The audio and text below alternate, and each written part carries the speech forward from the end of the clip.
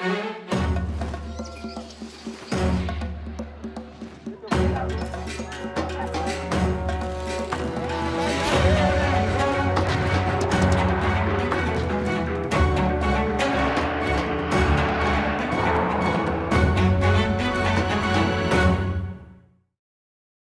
colônia, vivemos o ciclo do pau-brasil, do açúcar e do ouro, todos voltados ao mercado externo. Com a vinda da família real portuguesa e a independência, tivemos tesouro, fazenda, banco e constituição. Enquanto o mundo viveu duas revoluções industriais, o Brasil continuou baseado em latifúndios, exportação e trabalho escravo. Agora, no ciclo do café, a escravidão foi abolida e 1 ano depois chegou a República e as promessas de grandes mudanças. A economia mudou pouco até 1929, quando o mundo quebrou. Com a Grande Depressão, o poder econômico e político mudava de mãos.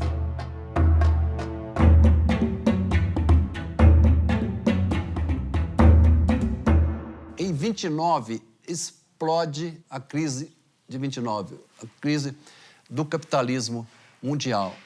Que foi provocada pela quebra da Bolsa de Nova York. A crise de 29 foi uma tragédia. Começa a Grande Depressão. A depressão dos anos 30 foi terrível. Pegou o Brasil em cheio. A Revolução de 30, no fundo, está ligada a esse processo. Getúlio veio do Sul cavalgando e assumiu o poder. A economia brasileira ainda dependia muito das exportações do café e das exportações de produtos primários. Getúlio reagiu à crise de 30 com uma política de comprar o café, queimar o café. Para manter o preço no exterior e ganhar rendas exteriores. Se a capacidade para importar cai muito, de um lado você tem uma crise de abastecimento, claro, né? E de outro, abrem-se oportunidades fantásticas. Abriu a oportunidade de fazer no Brasil a indústria substitutiva de importação. Substituir importações por produção no país. A Revolução Industrial Brasileira realmente começa em 1930 e vai de 1930 a 1980. O Brasil se recuperou mais depressa do que muitos países. Em 1933, a indústria já é maior que a agricultura no PIB brasileiro. Mas o mundo ainda vivia a chamada Grande Depressão. A visão da época do governo é de que isso fazia parte do processo de ajuste. No longo prazo, a economia acabaria se ajustando. Keynes é aquele que verbaliza: a longo prazo estaremos todos mortos. Então, é a hora de o Estado intervir. E o presidente Franklin Roosevelt interveio na economia apenas em 33. Foi o New Deal. O New Deal era uma forte intervenção do Estado na economia, com investimentos do Estado em obras de infraestrutura, de transporte, de navegação, enfim, e isso impulsionaria a economia. À custa de programas de obras públicas só para gerar emprego para as pessoas. No mundo inteiro, cresce o Estado, porque se percebe que o gasto público é essencial para tirar os países da depressão. Na altura de 1933, 34, você já começa a ter recuperação no primeiro mundo, mas à custa de rearmamento. O mundo parece embriagado com essa máquina de empregar as pessoas, criando os instrumentos para sua própria destruição. A Europa inteira estava caminhando para governos de cunho centralista e até autoritário. Junto com a morte anunciada para muitos da economia de mercado, desaparece também a democracia, destacadamente na Alemanha.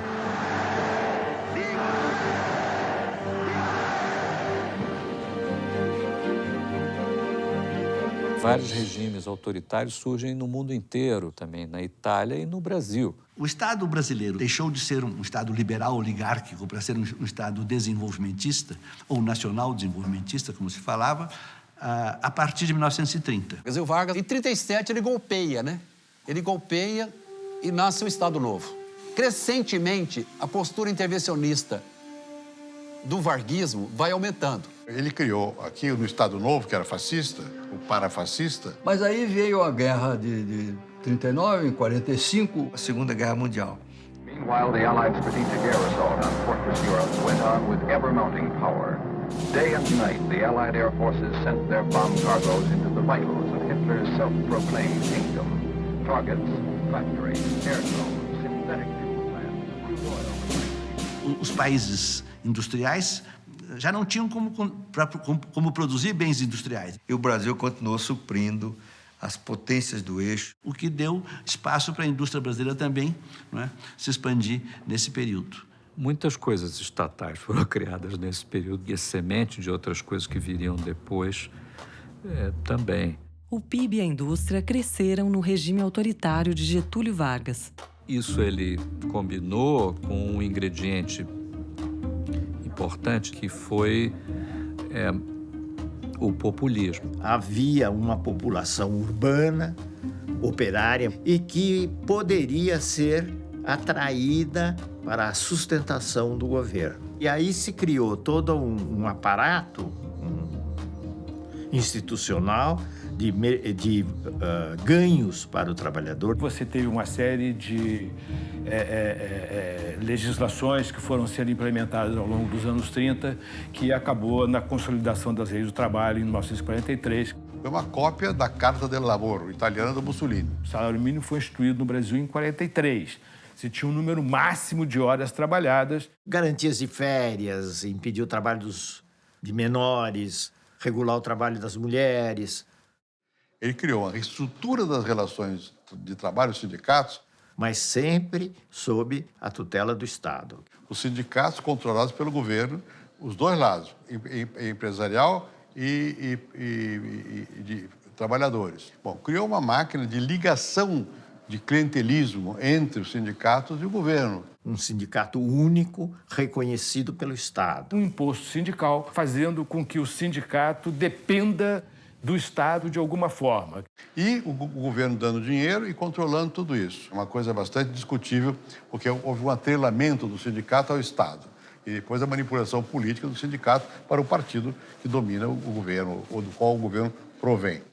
Enquanto as disputas de classe eram controladas no Brasil, em 1945 a guerra chegava ao fim. E surgia a Guerra Fria. Já prevendo o fim da guerra, em 1944, as nações se reuniram para reorganizar a economia mundial. A economia mundial ficou muito desorganizada. Em 1944, há essa grande conferência em Bretton Woods. Para reordenar o sistema monetário internacional. É quando se inventa o FMI. Uma instituição, né, que, de alguma forma, deu assim, as regras do jogo para o comércio internacional. Pode haver situações onde um determinado país se vê com falta de recursos. Ele nasceu para controlar déficit em contas correntes. Para evitar, inclusive, que este problema, localizado neste determinado país, se amplificasse. Para ajudar países nesse tipo de situação, sem um prejuízo muito grande às populações. Com o FMI, surgiram também a ONU e o PIB, o cálculo das riquezas produzidas em cada país.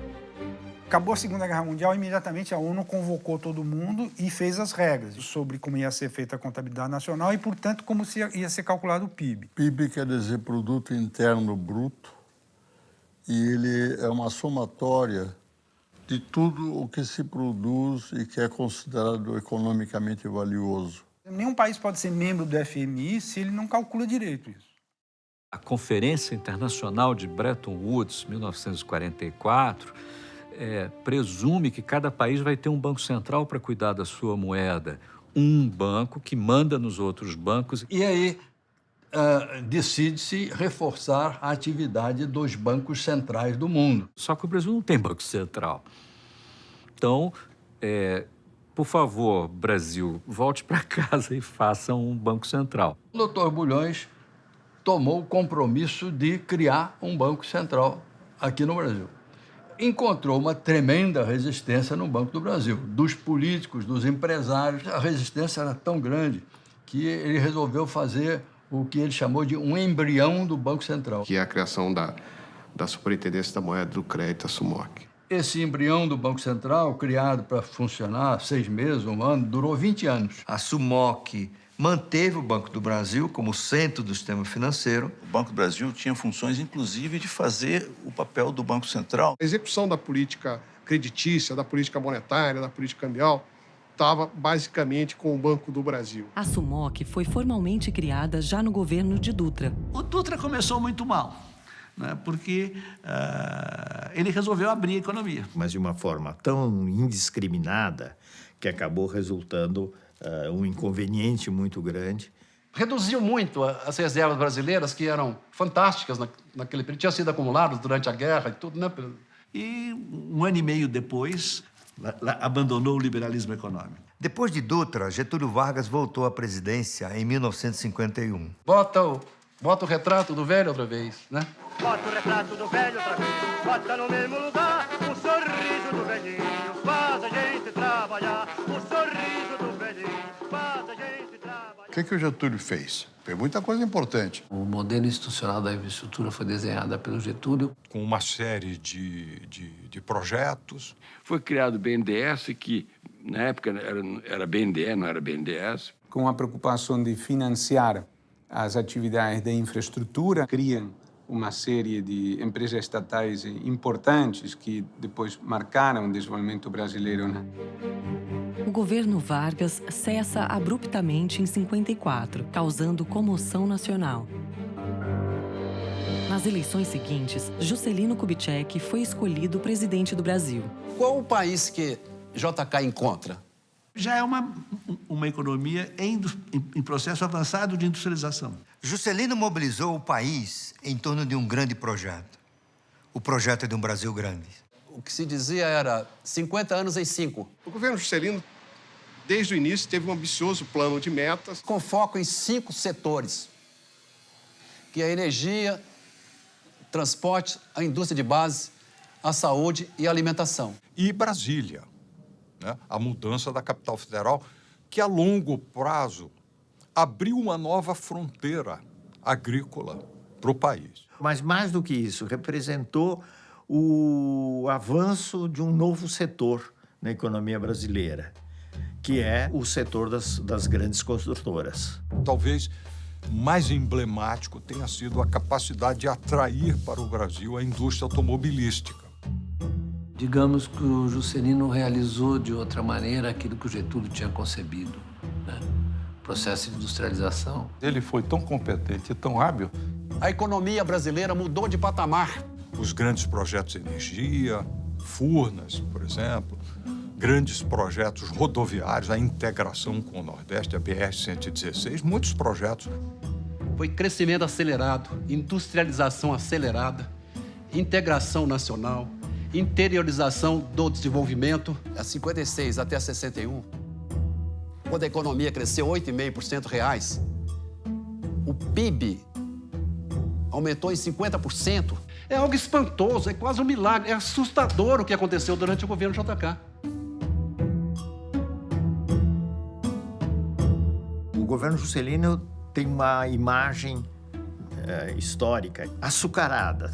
Tudo deu certo, inovação na música, otimismo. O florescimento das artes no período JK. O bicampeonato de 58 e 62, quando, nas palavras de Nelson Rodrigues, o Brasil abandona o chamado Complexo de Vira-Latas. O período ficou conhecido como Anos Dourados. Os Anos Dourados eram também o início da era espacial no mundo.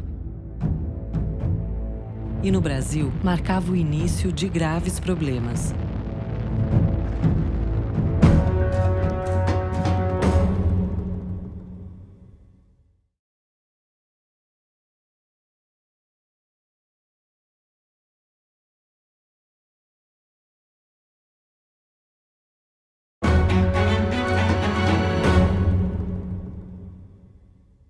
Há um ovo da serpente que começa a se quebrar no governo Juscelino. A maior crítica que é feita a JK e a seu governo é econômica. JK é o pai da inflação. Brasília é a matriz da inflação brasileira, né? Disse isso, né? A sociedade viu o país começar a crescer sem ter que apertar o cinto e ficou eufórico. Só que depois a conta chegou. O Juscelino, diferentemente do Getúlio, foi irresponsável do ponto de vista fiscal.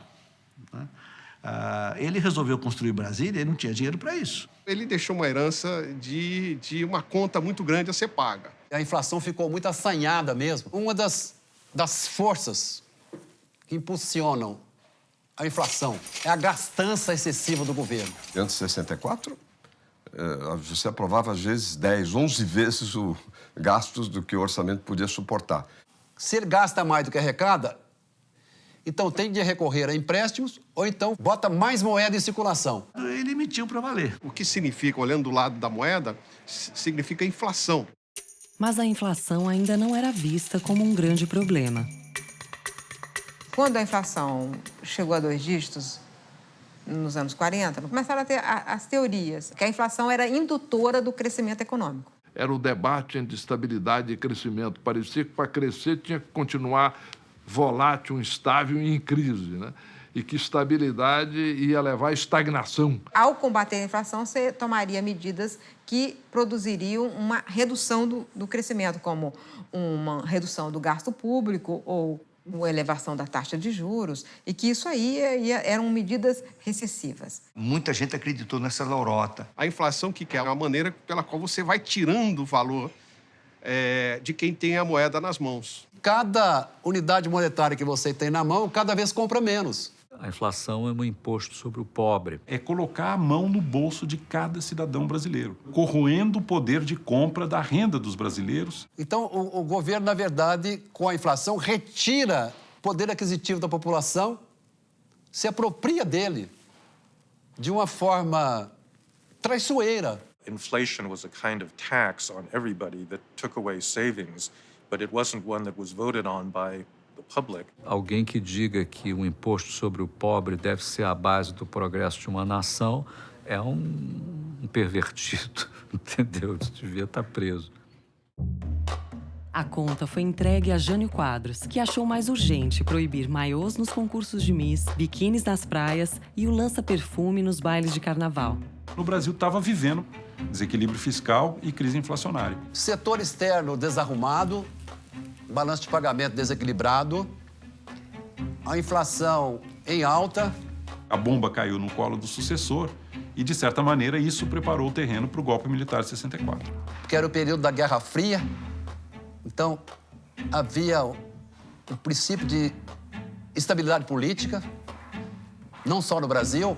Nas décadas de 1940, 50 e 60, diversos países se tornaram independentes. No mundo inteiro, essa disputa de áreas de poder, de influência entre União Soviética e Estados Unidos se projetava nos países, né? Em 1959, nós temos a Revolução Cubana.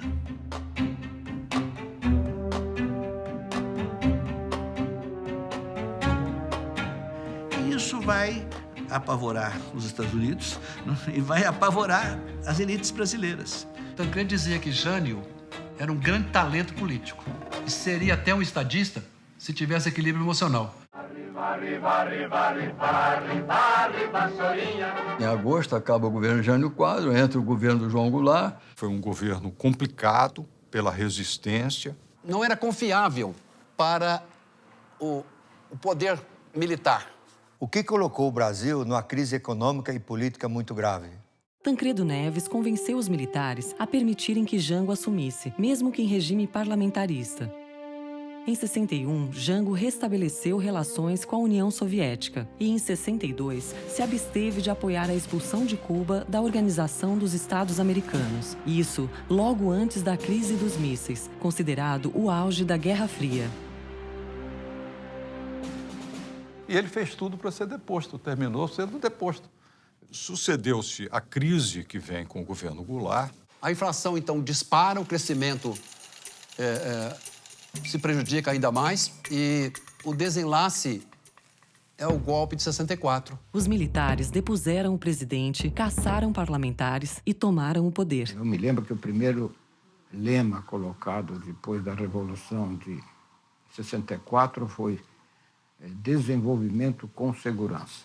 O discurso era de uma intervenção corretiva. Tinha o pretexto do combate ao comunismo na política e o combate à inflação e à corrupção. Arrumar a casa, devolver o poder a quem o povo eleger, em 3 de outubro de 65.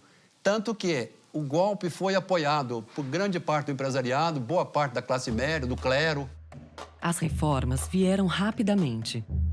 Eu não estou fazendo nem de longe a defesa do regime, mas teve um papel muito importante na estruturação de todo esse aparelho financeiro. Nesse período foram assentadas as bases do que seria um grande período de prosperidade para o país. É preciso reconhecer isso. O Brasil deve muito a dois cidadãos formidáveis, o Roberto de Oliveira Campos e o Otávio Gouveia de Bulhões. Entre 64 e 67, o Bulhões e o Campos recuperam a estabilidade macroeconômica do Brasil. Eles fizeram um trabalho extraordinário. É muito difícil você encontrar um setor da economia brasileira que não tenha sido modificado. Foi feito um grande ajustamento fiscal. Um combate severíssimo à inflação, ao déficit público, redução de despesas. Reforma tributária, a reforma monetária, a criação definitiva do Banco Central, até então era a Superintendência da Moeda e Crédito. O Banco Central foi criado em 1964. Em 1965, baixa a lei do mercado de capitais. Eu acho que tivemos uma primeira reforma bancária. E aí os bancos um pouco maiores começaram a ter mais condições de financiar empresas e começaram a se expandir mais, ocupando o território nacional. Enfim, uma série de inovações que foram muito importantes. E é interessante que todas essas reformas foram feitas num período curto, de apenas 2 anos e meio. Em vez de devolver o poder aos civis em 65, como prometido, os militares foram reduzindo as liberdades políticas e civis, até que o regime passou a torturar presos políticos e censurar a imprensa. Mas a economia crescia e a inflação caía. Quando o Delfim estava no Ministério da Fazenda, eu no Banco Central, um período áureo da história do Brasil, chamado milagre econômico. Nunca houve milagre. Milagre é feito sem causa. Esse processo foi feito, basicamente, dando ao setor privado o estímulo necessário para aumentar a sua produção. Um grande programa de exportação de manufaturados. A taxa de câmbio adequada, uma carga tributária modesta. O modelo esse de desenvolvimento que o Brasil adotou nesse período foi um modelo de uma economia fechada, com a presença importante do Estado, pouca ênfase em produtividade, pouca ênfase em educação. Enquanto o homem chegava à Lua e inventava o microprocessador, os brasileiros iniciavam a construção da usina de Angra dos Reis, da Transamazônica e da ponte Rio-Niterói. Com a taça da Copa de 70 e o sucesso econômico, muitos brasileiros fechavam os olhos para a truculência da ditadura militar. De 1967 a 1974, durante praticamente 7 anos. O Brasil se desenvolveu de uma forma muito firme. O Brasil, por exemplo, foi um país que bateu recordes de crescimento. Taxa de crescimento média perto de 9%. Nós chegamos a crescer 14% num ano, em 1973. Um negócio fantástico. Entre 1930 e 1980, o Brasil foi o país que mais cresceu no mundo. O Brasil crescia mais do que o Japão, que os países da Europa, com tudo em ordem, com pouca inflação. Com inflação declinante e sem problema no balanço de pagamentos. A taxa de inflação caiu, em 74 andou em torno de 12%, 13%, 14%, por aí. A inflação caiu, mas ela nunca voltou a um dígito. Esse crescimento trouxe o Brasil a mais ou menos 1/4 da renda per capita americana. A classe média teve um primeiro grande salto. Não significa que alguém foi prejudicado. O bolo cresceu para todos, com mais fermento nos segmentos mais ricos. Significa que uns melhoraram, ou todos melhoraram, mas alguns melhoraram mais do que outros. A gente deu muita ênfase a investimento em capital físico. Pouca ênfase em produtividade, pouca ênfase em educação. Você não tem aumento da presença da criança da escola durante o período do milagre. A ditadura mesmo significou no Brasil desenvolvimento econômico sem desenvolvimento social. Eu não vou nem falar da ditadura, mesmo antes. Né? Por exemplo, quando você decide que é mais importante você criar um monopólio do petróleo do que investir em educação, você está dando um exemplo típico de que não há uma consciência realmente. Isso gerou um país com uma distribuição de renda extremamente desigual. Isso foi tudo feito num ambiente de descaso absoluto com a questão da desigualdade. A desigualdade aumentava e as liberdades diminuíam, enquanto o sonho de ser grande se concretizava. Mas a economia também estava prestes a ruir.